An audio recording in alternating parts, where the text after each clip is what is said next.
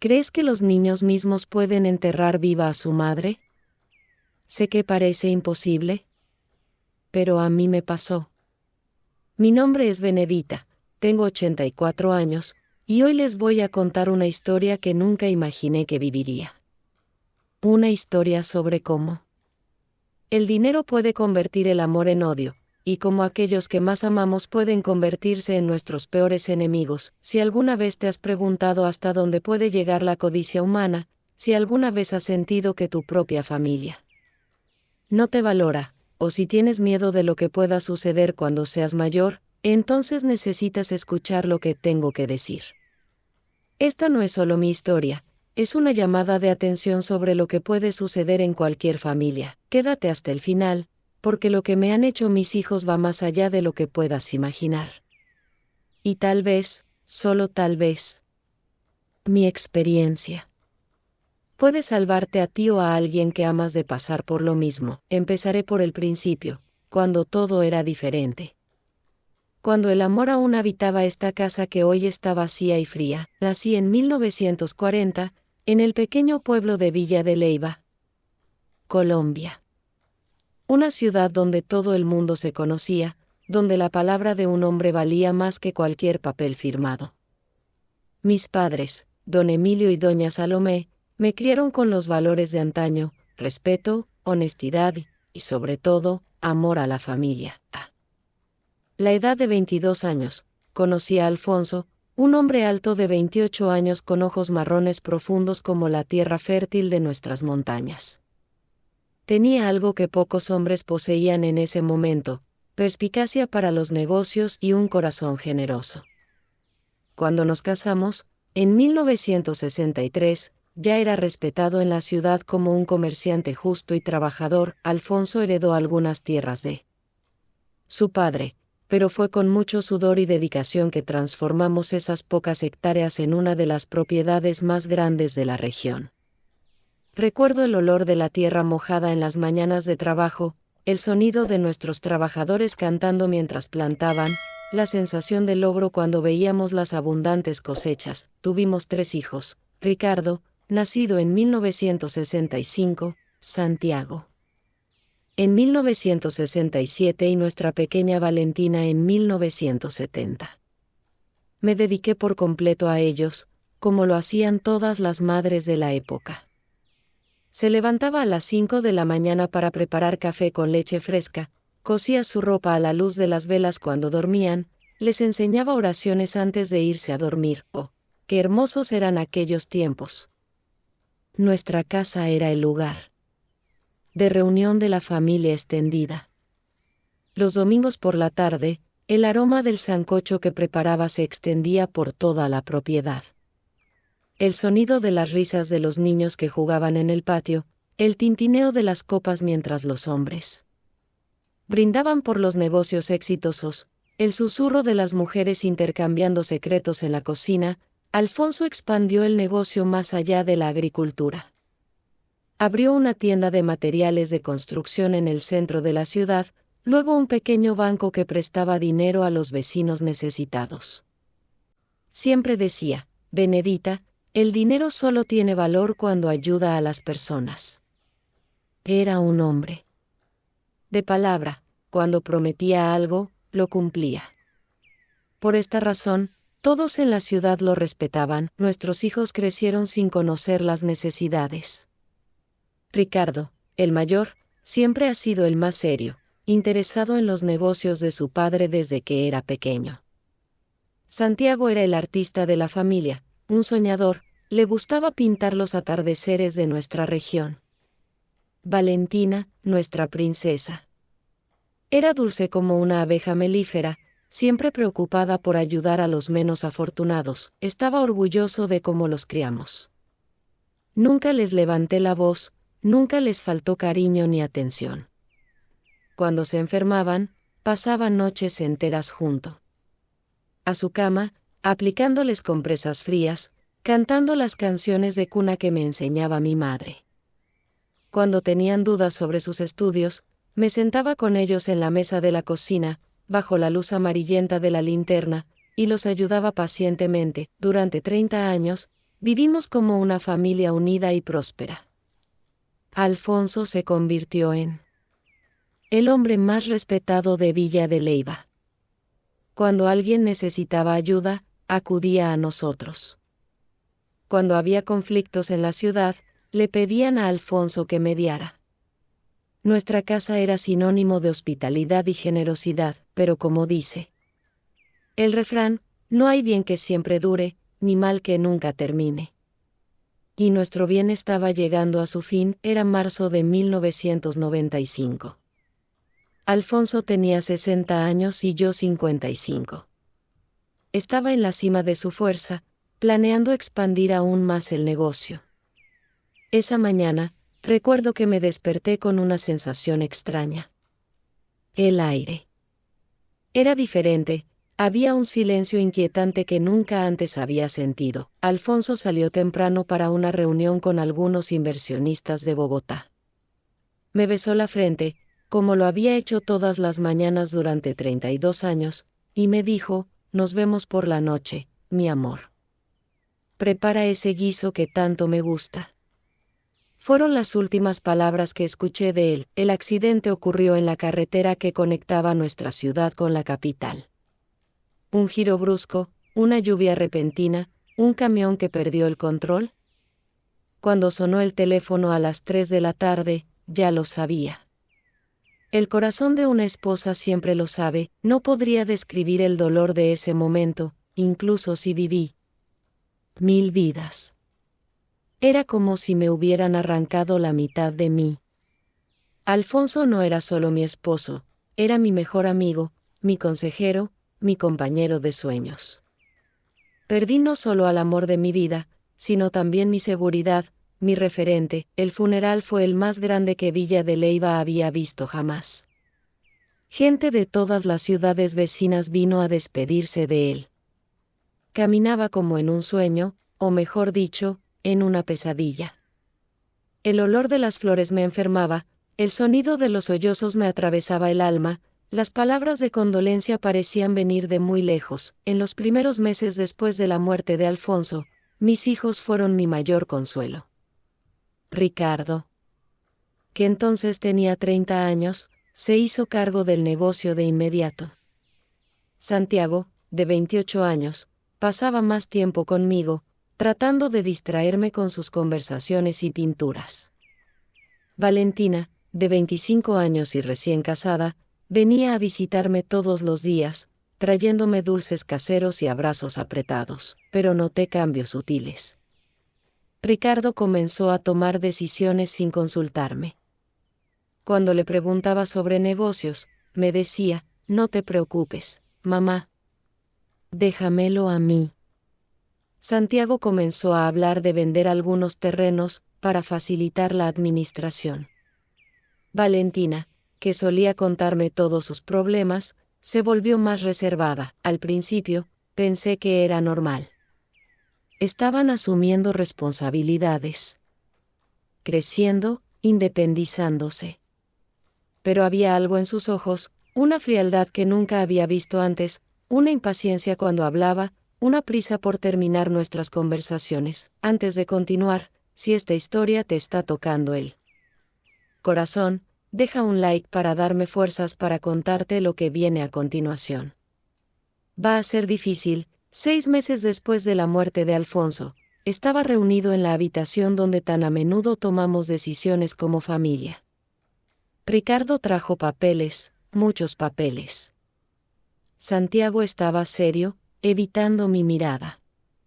Valentina jugaba nerviosa con el anillo. Mami, dijo Ricardo con una voz que nunca antes había escuchado, fría, calculadora.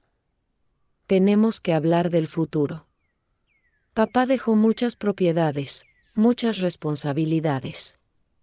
Te estás haciendo mayor, y creemos que sería mejor si, ¿y si qué?, pregunté, ya sintiendo mariposas en el estómago, si nos diera un poder notarial. Para que lo gestionemos todo. Así que no tienes que preocuparte por estas cosas complicadas. Puedes descansar, disfrutar de la vida, reposo. ¿Disfrutar de la vida?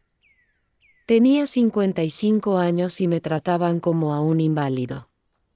Ricardo, dijo con firmeza, tu padre y yo construimos todo esto juntos. Conozco cada piedra de estas propiedades, cada centavo que entra y sale. No necesito un poder notarial, soy dueño de todo esto tanto como ustedes son herederos. El silencio que siguió fue ensordecedor.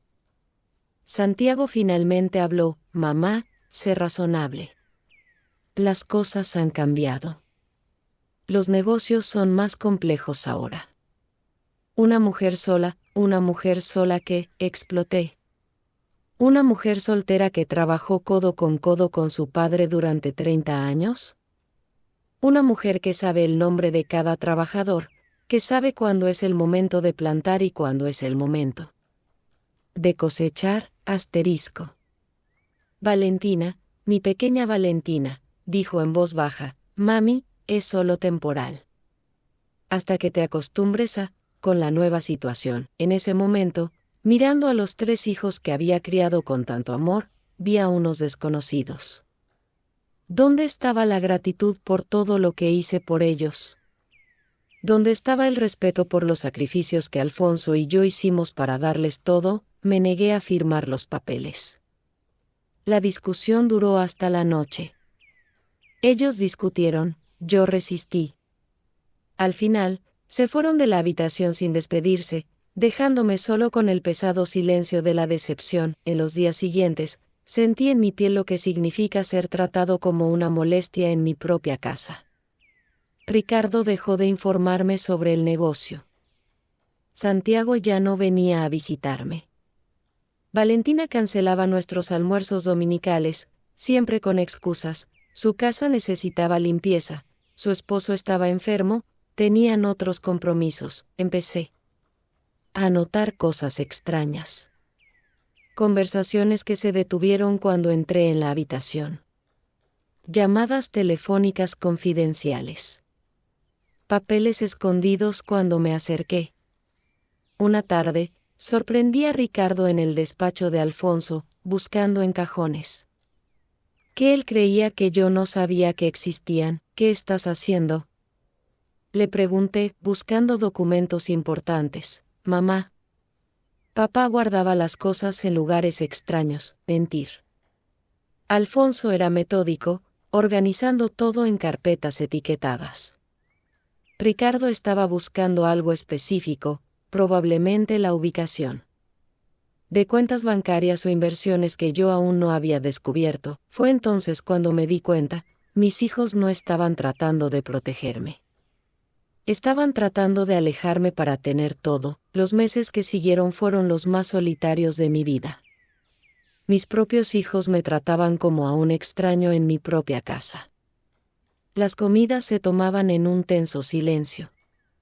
Cuando intentaba hablar de negocios, cambiaban de tema o simplemente abandonaban la habitación. Ricardo trajo a una mujer a casa, una abogada de Bogotá llamada Lucía, fría como el hielo y ambiciosa como una serpiente. Empezó a frecuentar nuestra casa, siempre con su carpeta de documentos, siempre susurrando planes con mi hijo. La vi mirando nuestra propiedad como un buitre vigila a su presa. Doña Benedita, me dijo una vez, con una sonrisa falsa que no engañaba ni a un niño, hay que pensar en el futuro. Una propiedad de este tamaño requiere cuidados que... Bueno, eso sería mejor dejárselo a los más jóvenes, más joven. Como si la experiencia no valiera nada, como si los 40 años que le dediqué a esa tierra fueran solo un capricho de vieja. Santiago, que solía pintar atardeceres llenos de esperanza, ahora solo hablaba de dinero. Mami, ¿no te das cuenta de que estamos perdiendo oportunidades? Esas tierras del norte podrían venderse para un hotel. Ganarían una fortuna. ¿Una fortuna para quién? Para ellos, ciertamente no para mí, quedaría a un lado como un mueble viejo que ya no sirve. Valentina fue la que más me dolió. Una tarde llegó con los ojos enrojecidos por las lágrimas. Pensé que por fin había entrado en razón, que había venido a disculparme. Pero no, mamá, dijo, sosteniendo mis manos con las suyas frías, no era mi intención, pero. Ricardo y Santiago tienen razón. Estás cambiando, convirtiéndote. Olvidado. Ayer mismo me preguntó 3 veces si quería un café. ¿Olvidado? Yo, que aún recordaba el nombre de cada vaca que teníamos, el cumpleaños de cada nieto, la receta exacta del dulce de leche que le encantaba a Alfonso, Valentina, dijo con voz ahogada, ¿cómo puedes mentirle así a tu madre? Ella miró hacia otro lado. No es mentira, mamá. Es preocupante. ¿Queremos lo mejor para ti, lo mejor para mí? ¿O qué es mejor para ellos? Alrededor de este tiempo, comencé a darme cuenta de que no era solo mi paranoia. Estaban ocurriendo cosas extrañas. Mi comida tenía un sabor diferente, a veces una extraña amargura que me daba sueño. Los documentos desaparecieron de mi escritorio. Las conversaciones telefónicas se interrumpieron cuando entré en la habitación. Una noche, escuché una acalorada discusión en la cocina. Eran Ricardo, Santiago y Valentina, pensando que estaba durmiendo. No podemos esperar más, dijo Ricardo. Ella se resiste a todo. Si no hacemos algo, ella puede cambiar el testamento. Pero es nuestra madre, gimió Valentina. Precisamente por eso tenemos que hacerlo, respondió Santiago. Por su bien. Un hogar de ancianos sería ideal, asilo. Querían internarme en un asilo de ancianos para poder saquear todo lo que Alfonso y yo habíamos construido. Esa noche no pude dormir. Me quedé tumbado allí, escuchando los sonidos de la casa que conocía como la palma de mi mano, y por primera vez en mi vida sentí miedo. Miedo a mis propios hijos. Su plan era más elaborado de lo que podría haber imaginado. Durante semanas, crearon una narrativa sobre mi deterioro mental. Lucía, la abogada, trajo a un médico, un hombre que nunca me había examinado antes, pero que estaba dispuesto a firmar cualquier papel por el precio justo. Doña Benedita muestra claros signos de demencia senil, dijo después de una consulta de 10 minutos, en la que hizo preguntas capciosas e interpretó mis respuestas de la manera que mejor le convenía. Recomiendo la atención especializada, atención especializada. Qué manera tan elegante de decir, quita a esta vieja de en medio. Empecé a documentar todo lo que podía. Escondí copias de documentos importantes, anoté conversaciones sospechosas, guardé pruebas de sus intentos de manipularme. Pero eran más inteligentes, o más desesperados, de lo que imaginaba. Fue un martes de noviembre de 1996 cuando todo salió a la luz. Me desperté y encontré la casa llena de extraños, hombres de traje, con papeles y sellos. Valentina lloraba en el sofá. Santiago caminaba nervioso por la habitación. Ricardo hablaba en voz baja con Lucía. ¿Qué está pasando aquí?, pregunté, todavía en albornoz. Ricardo se volvió hacia mí con esa mirada fría que yo había aprendido a temer. Mami, siéntate.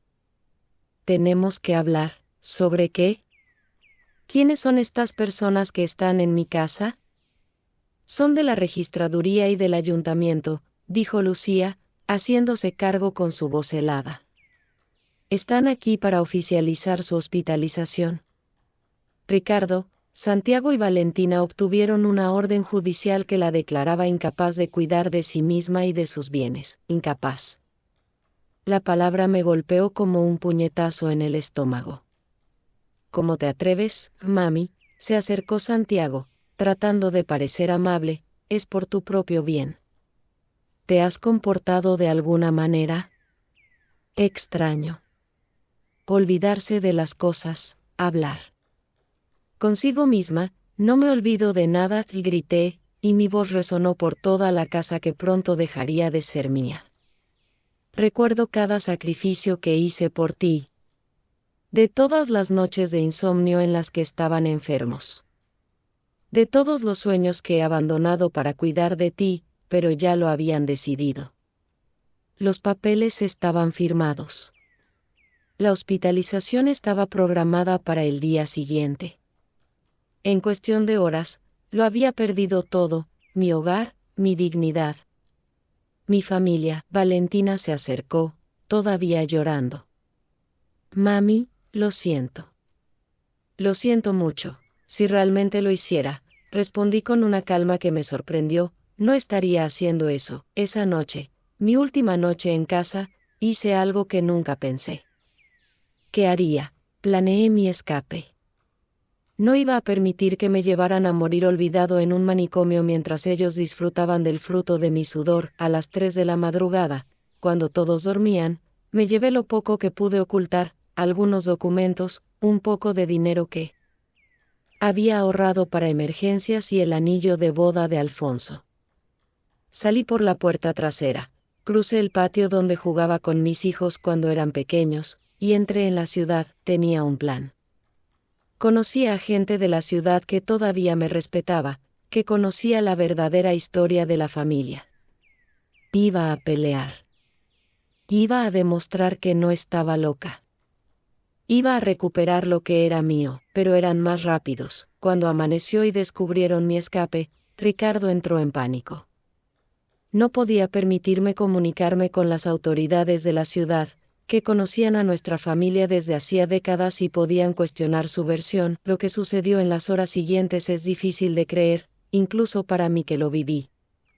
Corrieron la voz por toda la ciudad de que yo había desaparecido durante un brote psicótico.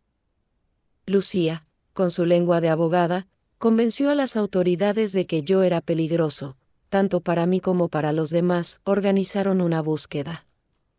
Pero no para encontrarme y ayudarme, sino para encontrarme y callar para siempre. Me había escondido en casa de doña Rosa, una vieja amiga de mi madre, una de las pocas personas en la ciudad que aún me conocía lo suficiente como para darse cuenta de que estaba perfectamente lúcido. Me recibió con lágrimas en los ojos. Benedita, querida, ¿qué te hicieron? Le conté todo. Me escuchó en silencio, sacudiendo la cabeza con tristeza. Siempre supe que Ricardo tenía algo raro, dijo.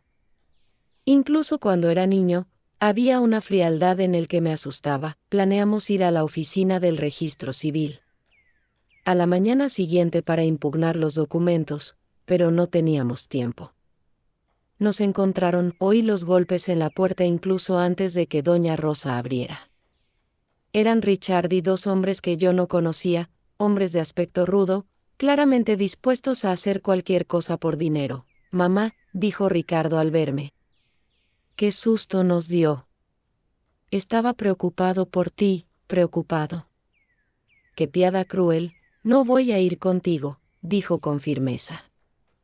No estoy loco y voy a demostrarlo. Fue entonces cuando Ricardo dijo las palabras que nunca olvidaré. Mami, desgraciadamente, no tienes otra opción. Los hombres me agarraron. Doña Rosa trató de intervenir, pero la empujaron. Si te metes donde no te llaman, dijo uno de ellos, te meterás en problemas. Me llevaron de vuelta a casa, no, a la casa que ya no era mía. Pero en lugar de llevarme adentro, me arrastraron al patio trasero, donde Alfonso y yo plantamos nuestro primer huerto cuando éramos jóvenes. Había un agujero. Un hoyo que habían cavado durante la noche. ¿Qué es esto? Pregunté, aunque ya sabía la respuesta. Mami, dijo Valentina, que había llegado con Santiago, ambos con cara de alguien que acaba de hacer algo terrible. Nos obligaste a hacer esto. No podíamos dejar que lo arruinaras todo, Santiago. Sostenía una pala. Ricardo llevaba una manta vieja. Los hombres contratados me obligaron a sentarme en el borde del agujero. No puedes hablar en serio, murmuré, todavía sin dar crédito a lo que estaba pasando. Estás muerto para el mundo, dijo Ricardo con una frialdad que me heló la sangre. Yo había creado un monstruo y ese monstruo manipulaba a los otros hermanos. Mañana diremos que te han encontrado. Que no resistió el trauma de la desaparición. Tendremos un funeral hermoso, lleno de personas que llorarán su partida.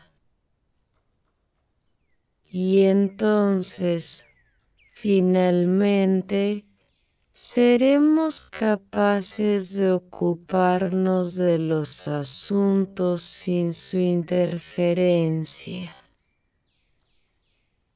Creo que querían que me arrepintiera por miedo y firmara todo lo que querían, pero no me regresé. Llegué hasta el final a pesar de que tenía miedo. Me iban a enterrar vivo. Mis propios hijos, a los que crié con tanto amor, a los que protegí, a los que amé más que a mi propia vida, me estaban enterrando literalmente vivo. Por favor, le supliqué, y no me avergüenza decir que lloré. Soy tu madre. ¿Cómo pueden hacer eso?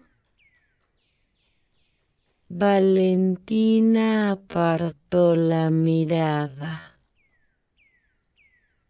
Santiago tembló, pero no se detuvo. Ricardo me miró directamente a los ojos y me dijo, una madre que se preocupara por nosotros no nos haría la vida así de difícil. Me empujaron al hoyo. No era profundo, alrededor de 5 pies. Lo suficiente para mantenerme encerrado, pero no para matarme de inmediato. Querían que sufriera. Empezaron a tirar tierra. Primero en los pies, luego en las piernas. El sonido de la tierra golpeando.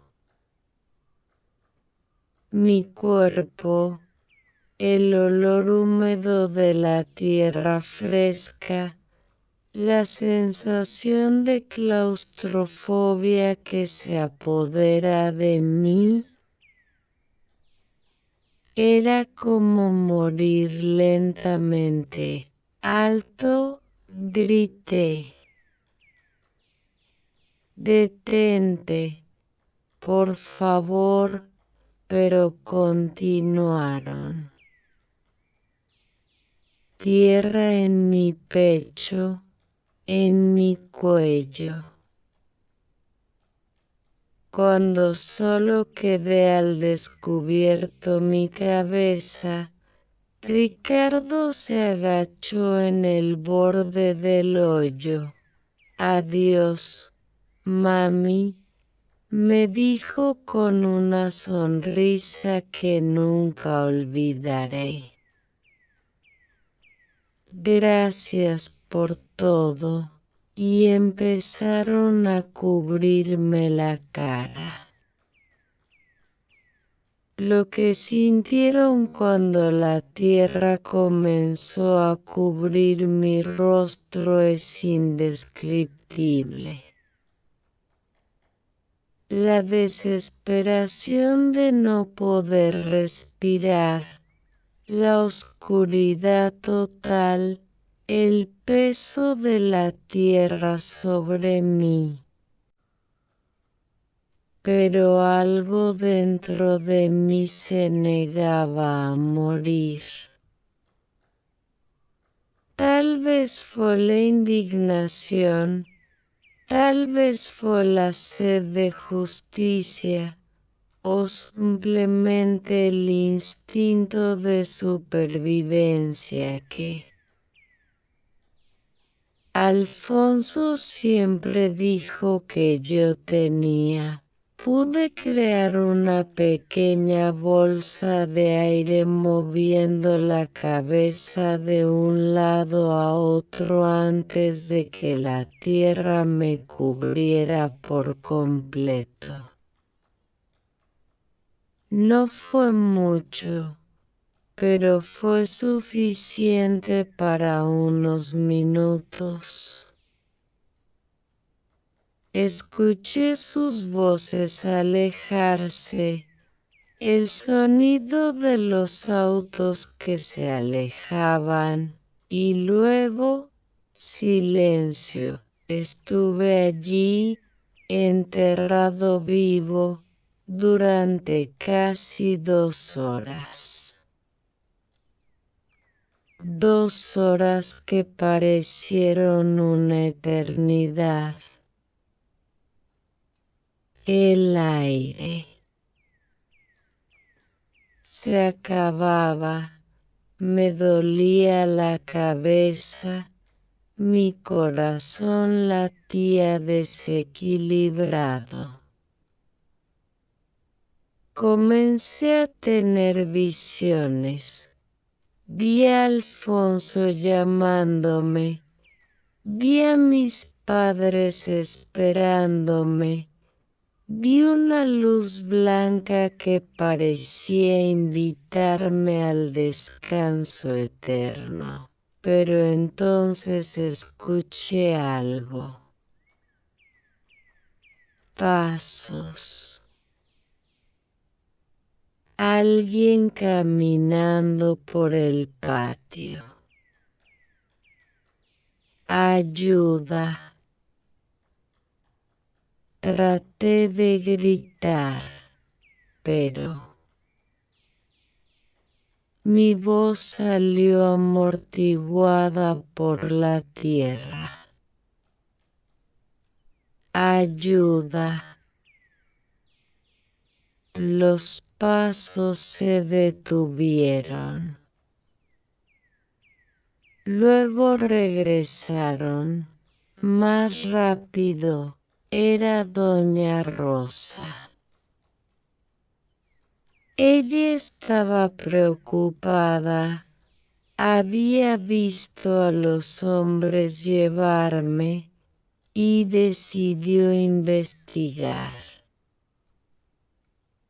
Cuando vio que la tierra se revolvía, Comprendió de inmediato lo que había sucedido. Con sus propias manos, esa señora de 70 años comenzó a desenterrarme.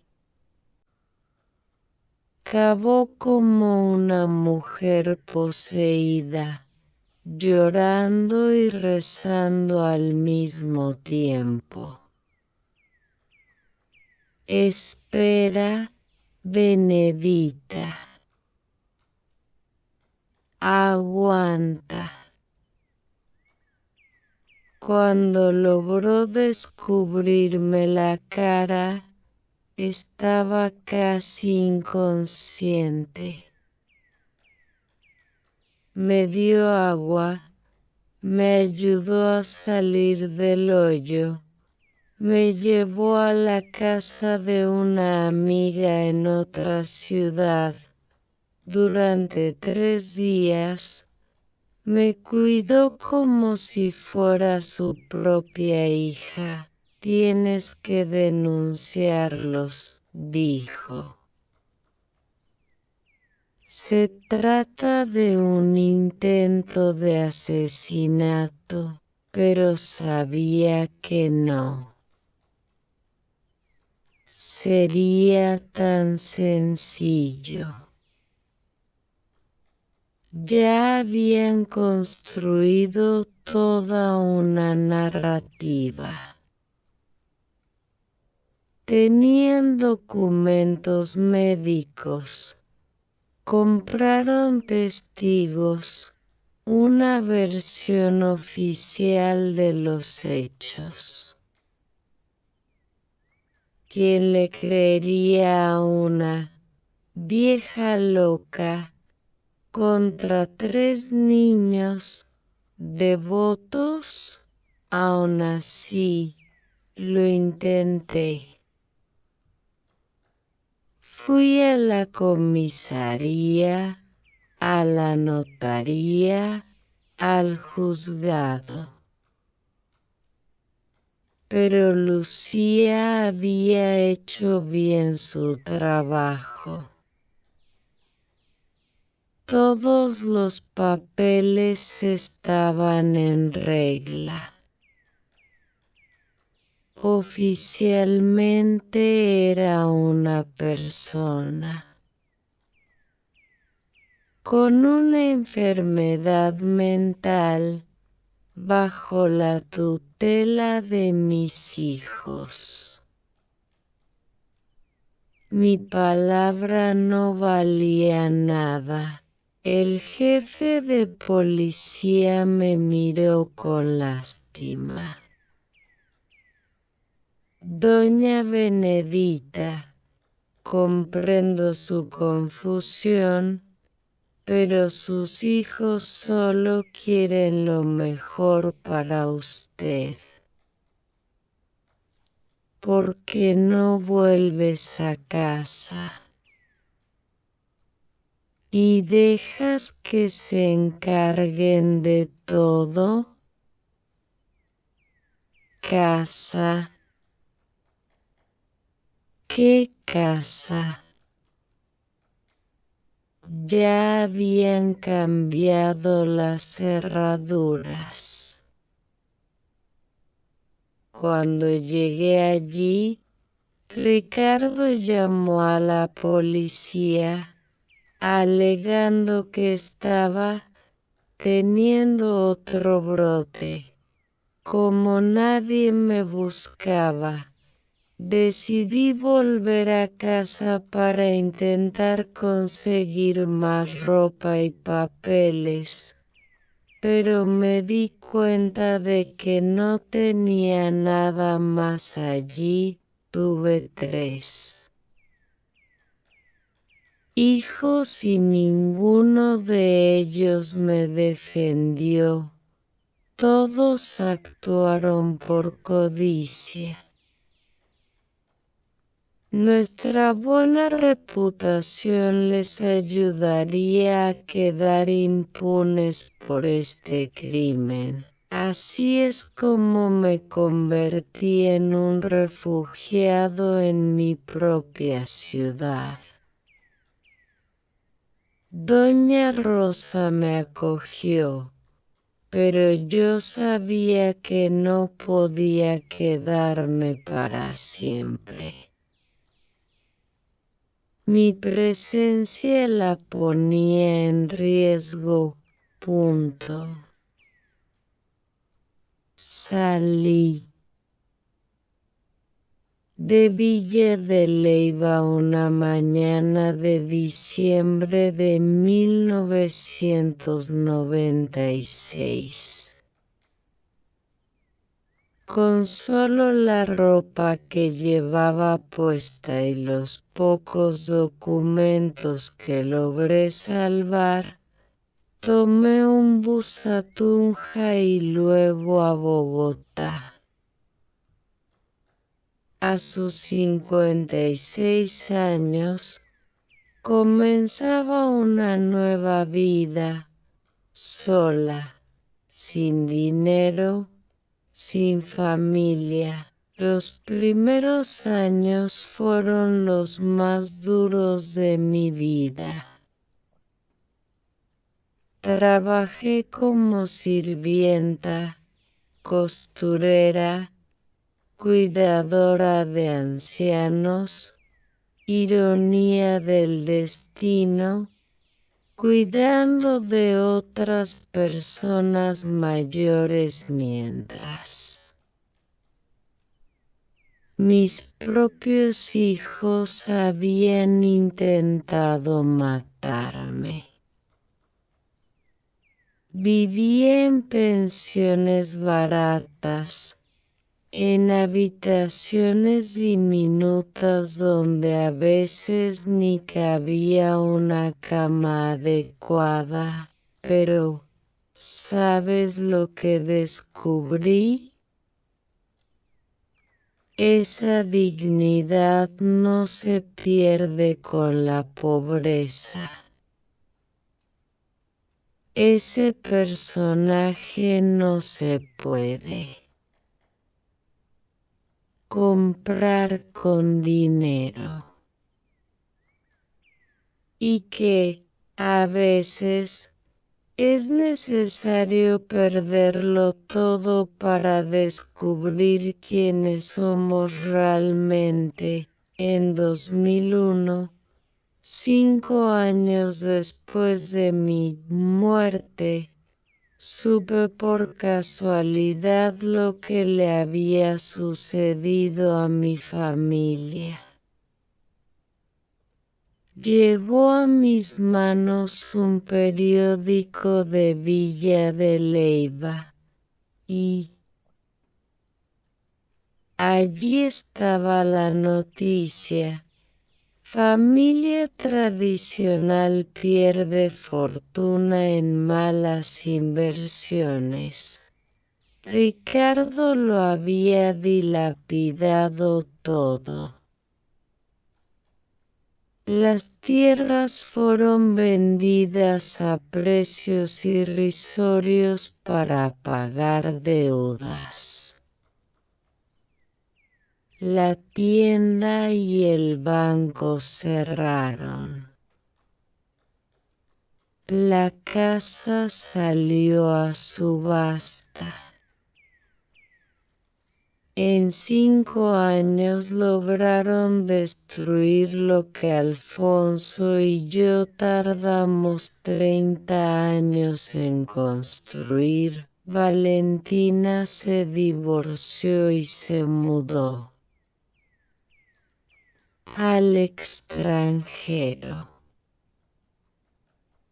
Santiago se convirtió en alcohólico y murió en 2003, a la edad de 36 años, en un accidente automovilístico.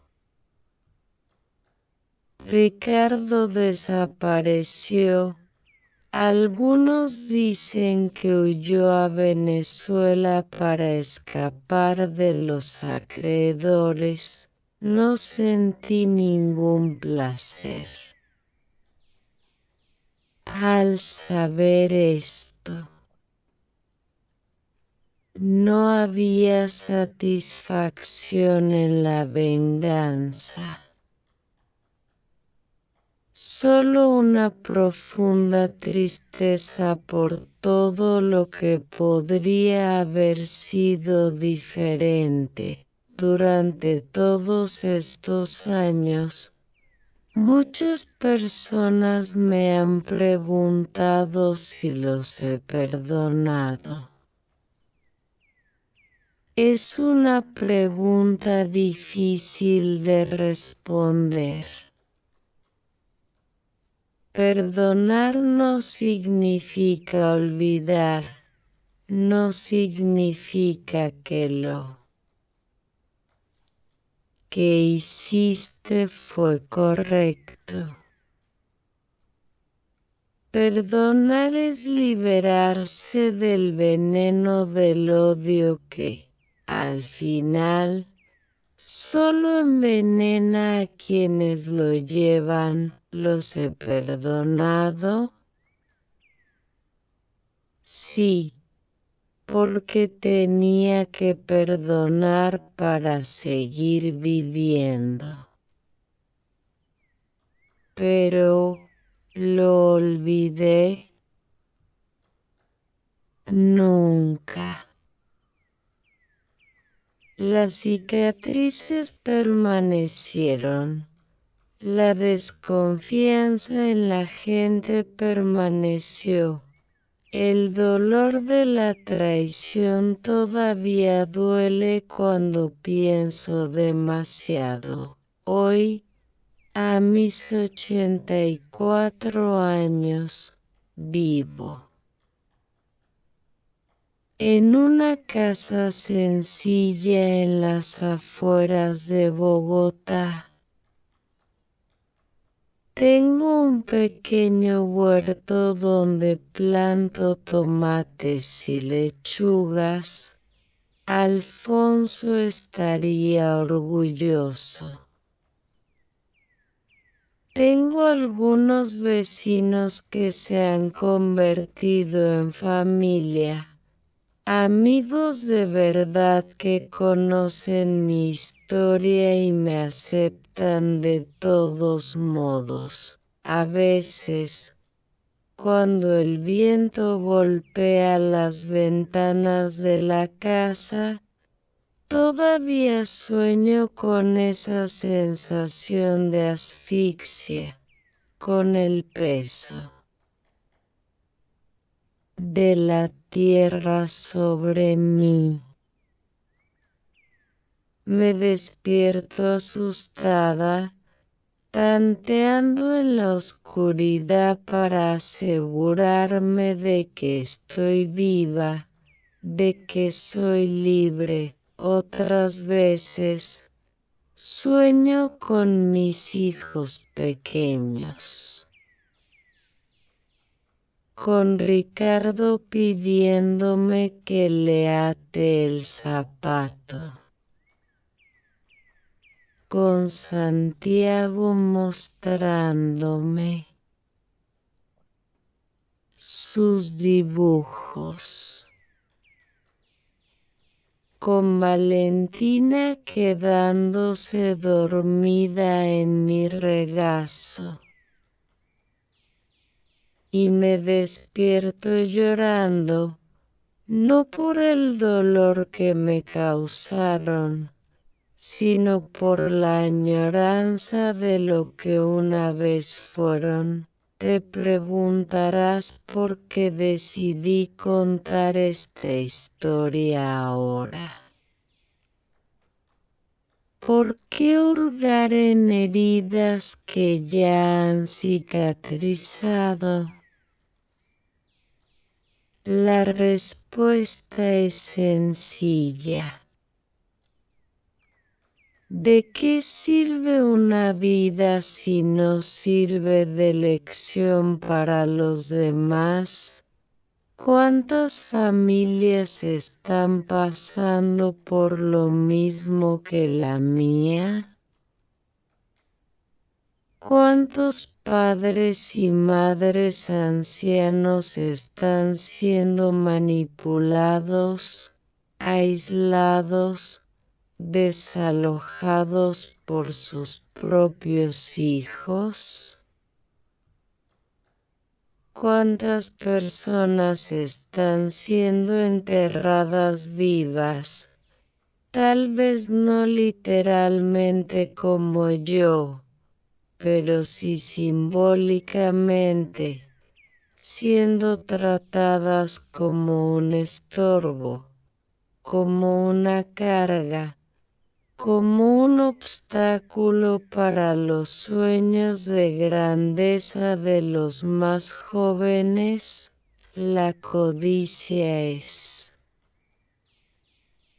un cáncer que carcome el alma humana. Convierte a los niños en extraños, el amor en indiferencia, la gratitud en resentimiento. El dinero, que debería ser una herramienta para construir sueños, se convierte en un arma para destruir familias. Pero también aprendí que la dignidad humana es indestructible cuando tenemos la fuerza suficiente para preservarla. Ese amor verdadero, el que Alfonso y yo compartimos, el que sentí por mis hijos incluso cuando me traicionaron, nunca muere del todo.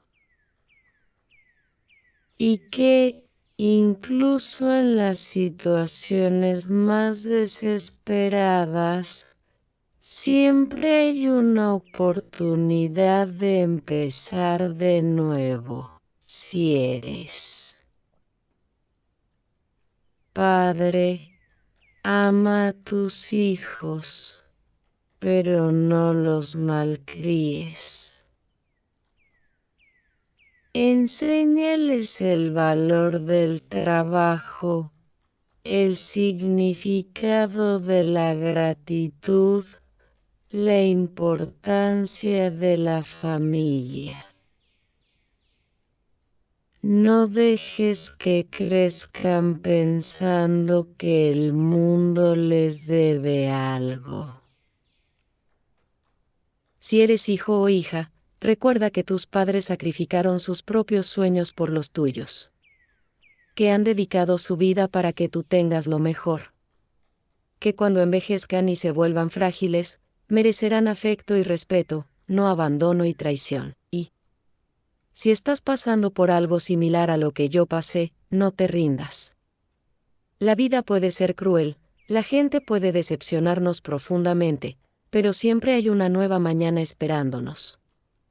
Siempre hay una oportunidad de empezar de nuevo, de encontrar personas que nos valoren, de construir una nueva familia basada en el verdadero afecto. Me enterraron vivo a los 56 años, pero renací a los 57. Hoy, a mis 84 años, puedo decir que he vivido dos vidas, una como Benedita, la devota esposa y devota madre que fue traicionada por los que más amaba. Y otra como Benedita, la superviviente, la mujer que descubrió su propia fuerza cuando todo parecía perdido. Las dos Beneditas soy yo. El dolor y la superación, la decepción y la esperanza, el final y el nuevo comienzo. Todos somos capaces de renacer, incluso después de haber sido enterrados vivos por las circunstancias o las personas. Mi historia no es solo sobre la traición familiar o la codicia. Se trata de la resiliencia humana, de la capacidad de seguir adelante cuando todo se derrumba, de encontrar la luz incluso en la oscuridad más profunda. Alfonso siempre decía que la verdadera riqueza no está en los bienes que acumulamos, sino en el amor que dejamos al mundo. Tenía razón.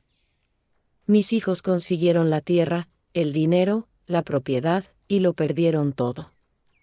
Perdí todo lo material, pero gané algo mucho más valioso, la certeza de que soy una superviviente, una guerrera. Una mujer a la que ni la muerte misma pudo vencer. Esta es mi historia.